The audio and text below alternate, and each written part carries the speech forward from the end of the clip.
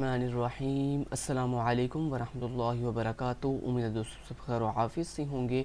आज का हमारा CS3 वीडियो का लेक्चर नंबर 52 है, जिसके अंदर हम डिफरेंट तरह की टेक्स्ट प्रॉपर्टीज़ सीखेंगे, टेक्स्ट के इफ़ेक्ट्स सीखेंगे, जिसके अंदर दोस्तों हम टेक्स्ट ओवरफ्लो प्रॉपर्टी सीखेंगे, हम जो है वो वर्ड रैप प्रॉपर्टी सीखेंगे, हम तीसरे नंबर पे वर्ड ब्रेक प्रॉपर्टी सीखेंगे और चौथे नंबर पे जो है वो हम राइटिंग मूड प्रॉपर्टी सीखेंगे।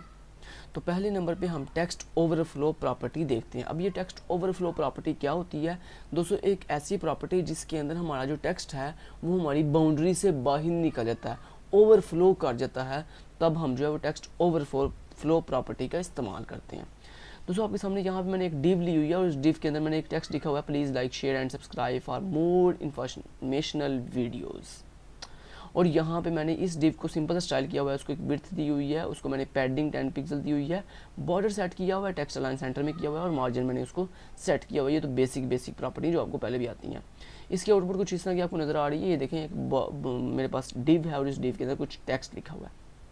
मान लो दोस्तों अगर आप चाहते हो कि ये टेक्स्ट जो है वो एक लाइन के अंदर आ जाए, यानी ये पूरा का पूरा टेक्स्ट एक लाइन में आ जाए, तो उसके दोस्तों हमारे पास एक प्रॉपर्टी होती है जिसको हम कहते हैं वाइट स्पेस। क्या नाम लेते हैं उसको? White space. अब इस वाइट स्पेस के अंदर आप लिखोगे नो रैप। क्या लिखते हो?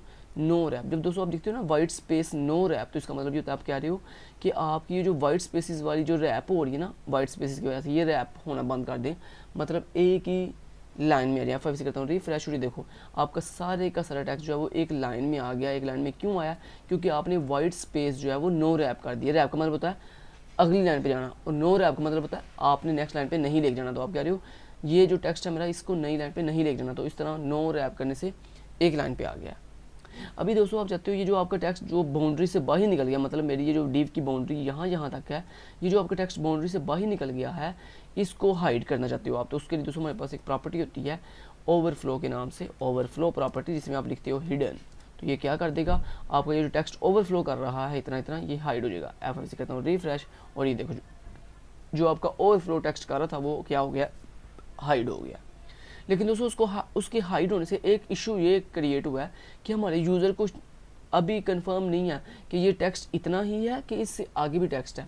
तो दोस्तों अगर आपने अपने जो यूज़र्स हैं जो आपकी वेबसाइट को यूज़ कर रहे हैं, अगर आपने अपना टेक्स्ट जो है वो हाइड किया हुआ है, सो आप उनको एक सिग्नल देना चाहते हैं कि यार आगे टेक्स्ट अभी है, आगे टेक्स्ट है।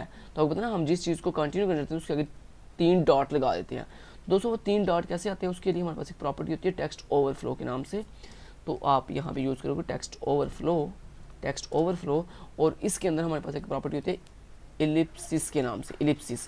जब आप लिखते हो ना टेक्स्ट ओवरफ्लो इलिप्सिस, तो ये क्या करता है कि आपका वो टेक्स्ट जो ओवरफ्लो कर रहा है उसके ओवरफ्लो करने से पहले 3 डॉट लगा देगा। ये देखें, आप फिर से कहता हूँ रिफ्रेश, देखो यहाँ पे 3 डॉट्स आ गया, जिसका मतलब ये है कि आप कह रहे हो कि आगे अभी मेरा टेक्स्ट जो है वो कंटिन्यू चल रहा है, बॉडी की विड्थ कम होने की वजह से आगे टेक्स्ट जो है वो हिडन है, छुपा हुआ है, वो नज़र नहीं आ रहा। ठीक है, तो ये दोस्तों टेक्स्ट ओवरफ्लो प्रॉपर्टी जो क्या करती है, बेसिकली आपका छुपे हुए टेक्स्ट के को शो करने के लिए यूज़र को 3 डॉट शो कर देती है कि भाई आगे टेक्स्ट जो है वो अभी है, वैसे हमने हाइड किया हुआ बाय विड्थ के कम होने की वजह से। चलिए ये थी जी टेक्स्ट ओवरफ्लो प्रॉपर्टी।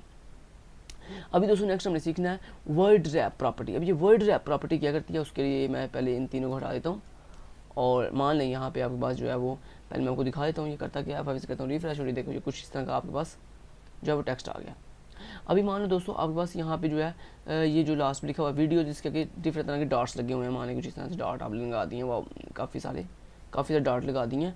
अभी दोस्तों आपको पता ना, जब तक कोई वर्ड एंड नहीं होता तब तक वो ओवरफ्लो कर जाता है। अभी यहाँ पे इसमें स्पेस नहीं आ रही, इसलिए ओवरफ्लो कर जाएगा। फिर करता हूँ, देखें वीडियो के आगे जो कि डॉट्स ख़त्म नहीं हो रहे, तो लिहाजा वो क्या कर गए हैं, ओवरफ्लो कर गए हैं।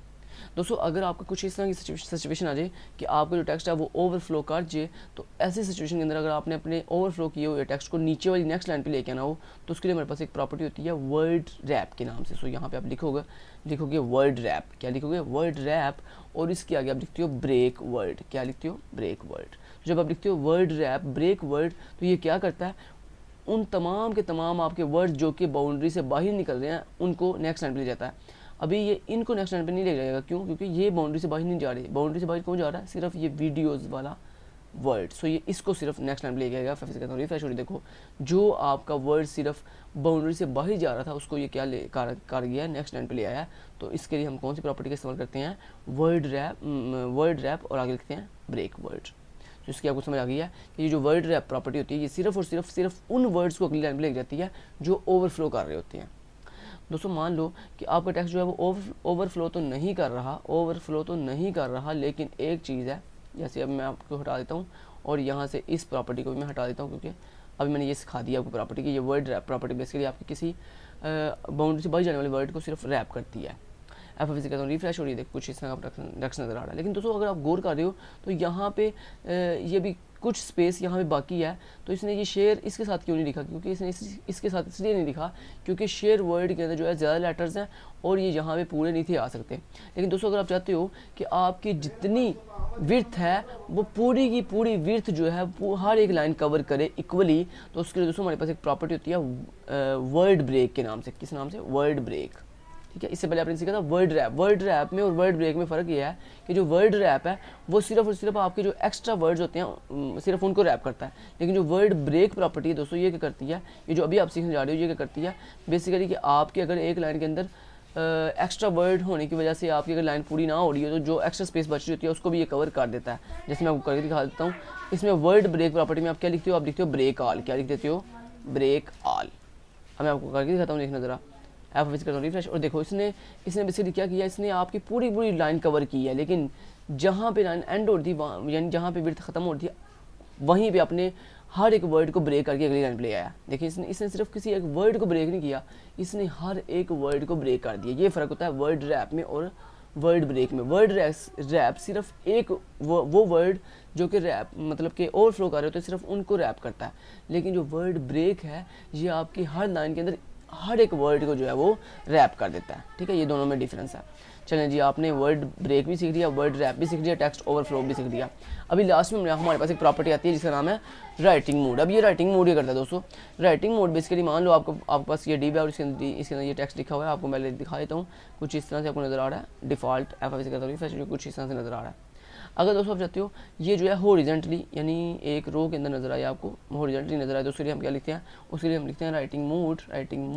और राइटिंग मोड के अंदर हमारे पास पहला मोड होता है हॉरिजॉन्टल टीबी। हॉरिजॉन्टल टीबी का मतलब यह है कि यानी आप एक लाइन में शो करो, और टीबी का मतलब है टॉप टू बॉटम, यानी टॉप से बॉटम की तरफ लिखना स्टार्ट कर दो और मेरे सारे टेक्स्ट को हॉरिजॉन्टल लिखो। तो ये बाय डिफ़ॉल्ट हॉरिजॉन्टल ही होता है। रिफ्रेश किया देखो आपका बाय डिफ़ॉल्ट टेक्स्ट जो है बाय डिफ़ॉल्ट, अगर दोस्तों आप राइटिंग मोड के अंदर हॉरिजॉन्टल टीबी यूज़ करो ना करो, ये बाय डिफ़ॉल्ट जो है आपका टेक्स्ट जो भी आप लिखते हो वो बाय डिफ़ॉल्ट हॉरिजॉन्टल ही होता है। लेकिन दोस्तों अगर आपने अपने इस टेक्स्ट को वर्टिकल कन्वर्ट करना है तो उसके लिए हमारे पास वर्ड राइटिंग मोड के अंदर एक प्रॉपर्टी होती है जिसको हम कहते हैं जी वर्टिकल। क्या कहते हैं, वर्टिकल RL, और एक होती है LR। RL और LR में क्या डिफरेंस है ये बताता हूँ। वर्टिकल का मतलब ये है कि आपने अपने टेक्स्ट को वर्टिकल कन्वर्ट करना है, राइट करना है, और RL का मतलब है right to left. Right to left का मतलब ये है कि आप राइट से लेफ्ट की तरफ लिखना स्टार्ट करोगे। एफ कहता हूँ इफ देखो दोस्तों, आपका जो टेक्स्ट है वो किस शेप में हो गया, हॉरिजॉन्टल हो गया, वर्टिकल हो गया। और वर्टिकल किस तरह से, देखिए पहली जो लाइन है वो राइट की तरफ है और अगली लाइन लेफ्ट की तरफ है, तो यही मतलब होता है राइट टू लेफ्ट, यानी राइट से चलना स्टार्ट कर रहे हो और आप किस तरफ जा रहे हो, लेफ्ट की तरफ जा रहे हो। ठीक है जी। अगर दोस्तों आप यहाँ पे वर्टिकल लिख दो LR का मतलब वर्टिकल, LR का मतलब लेफ्ट राइट, यानी आप कह रहे हो कि लिखना तो वर्टिकल है मुझे, लेकिन किस तरफ चलना है, लेफ्ट टू राइट, यानी राइट टू लेफ्ट नहीं चलना बल्कि लेफ्ट टू राइट चलना। लेफ्ट टू राइट क्या होता है दोस्तों, लेफ्ट राइट ये होता है कि आप लेफ्ट से चलना स्टार्ट करोगे और किस तरफ जाओगे, राइट की तरफ जाओगे। और ये देखो आप ऐसे कर रहे हो, पहले आपने लेफ्ट से चलना स्टार्ट किया और आप किस तरफ जा रहे हो, राइट की तरफ। तो ये होता है दोस्तों वर्टिकल, लेफ्ट, राइट। सो उम्मीद है आपको मेरे टेक्स्ट इफेक्ट्स के तमाम की तमाम प्रॉपर्टीज़ की चीज़ें समझ आई होगी। Thank you so much, till then guys, take care, अल्लाह हाफिज़।